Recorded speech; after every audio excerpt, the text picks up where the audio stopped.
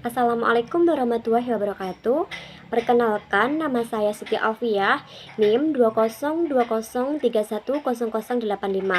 Di sini saya selaku pemakalah yang ke-15 akan memaparkan materi tentang hakikat formulasi strategi dan menyusun strategic intent.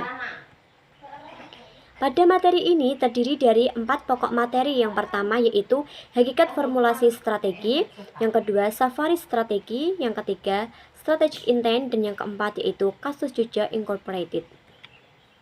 Langsung saja ke pembahasan yang pertama yaitu formulasi strategi. Isu sukses merupakan lingkup strategi korporat dan juga strategi bersaing, di mana strategi korporat itu sendiri berfokus pada pilihan bisnis, pasar, dan aktivitas perusahaan. Sedangkan strategi bersaing berfokus pada posisi perusahaan relatif dibandingkan para pesaingnya dalam pasar yang dipilih. Dengan menggabungkan kedua strategi ini, yaitu strategi korporat dan juga bersaing, kita dapat mempelajari mengapa satu perusahaan bisa sukses dan yang lainnya gagal. Dan pada umumnya, strategi menyontek sangat jarang yang bisa berhasil, dan kebanyakan strategi yang berhasil itu sendiri dibuat berdasarkan strategi yang tidak berhasil dijalankan oleh pesaing perusahaan, dan bukanlah berfokus pada apa yang dapat dilakukan oleh pesaing atau strategi apa yang sedang dijalankan oleh pesaing saat ini. Materi selanjutnya yaitu safari strategi. Dalam menjelaskan perkembangan suatu strategi, digunakan istilah mazhab atau aliran, di mana mazhab itu sendiri menjelaskan tentang ide-ide dari suatu strategi. Dan terdapat 10 mazhab, yaitu yang pertama, mazhab desain, formasi strategi sebagai proses konseptual. Yang kedua, mazhab perencanaan, formasi strategi sebagai proses formal. Yang ketiga, mazhab positioning, formasi strategi sebagai proses analitikal. Yang keempat, mazhab kewirausahaan, formasi strategi sebagai proses visioner. Yang kelima, mazhab kognitif, formasi strategi sebagai proses mental. Yang keenam, mazhab pembelajaran, formasi strategi sebagai proses pemunculan. Yang ketujuh, mazhab kekuatan, formasi strategi sebagai proses negosiasi. Yang kedelapan, mazhab budaya, formasi strategi sebagai proses kolektif. Yang kesembilan, mazhab lingkungan, formasi strategi sebagai proses reaktif. Dan yang ke-10 yaitu mazhab konfigurasi, formasi strategi sebagai proses transformasi. Ke-10 mazhab tersebut dibagi menjadi 3 kelompok. Yang pertama yaitu pendekatan preskriptif, di mana terdiri dari mazhab desain, mazhab perencanaan, dan juga mazhab positioning. Dan yang kedua itu pendekatan deskriptif, yang terdiri dari mazhab kewirausahaan, mazhab kognitif, mazhab pembelajaran, mazhab kekuatan, mazhab budaya, dan juga mazhab lingkungan. Dan yang ketiga itu mazhab konfigurasi, di mana mazhab ini berusaha mencari penyatuan dan mengelompokkan berbagai elemen dari strategi, baik dari proses pembuatan strategi, struktur organisasi dan isinya ke dalam tahap khusus, dan menjelaskan proses sebagai sebuah transformasi. Materi selanjutnya yaitu strategic intent. Strategic intent menggambarkan suatu sikap yang agresif dalam menjalankan strategi yang tidak menjadi bagian dari visi, misi, tujuan, dan sasaran dari suatu perusahaan dalam mencapai strategic fit sebuah strategi.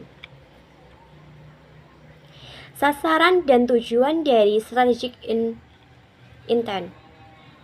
Yang pertama yaitu sasaran, yang terdiri dari 8 hal. Yang pertama, market standing, yang mana perusahaan harus menetapkan persentase pangsa pasar yang diincarnya. Yang kedua, inovasi, di mana perusahaan harus menetapkan target untuk produk dan jasa baru, mengurangi biaya, pembiayaan, kinerja operasi, dan manajemen dari sumber daya manusia dan informasi. Yang ketiga, produktivitas. Perusahaan harus menetapkan tujuan untuk efisiensi penggunaan sumber daya. Yang keempat, pengukuran fisikal dan keuangan, di mana perusahaan harus menyatakan bagaimana mereka berusaha untuk mendapatkan dan menggunakan sumber daya secara efisien. Yang kelima, profitabilitas. Usaha harus menetapkan target untuk pengembalian kepada pemilik. Dan yang keenam, kinerja manajer dan pengembangan, di mana perusahaan harus mendefinisikan seberapa balik kinerja baik kinerja manajer yang diharapkan dan bagaimana hal ini mengukur kinerja aktual.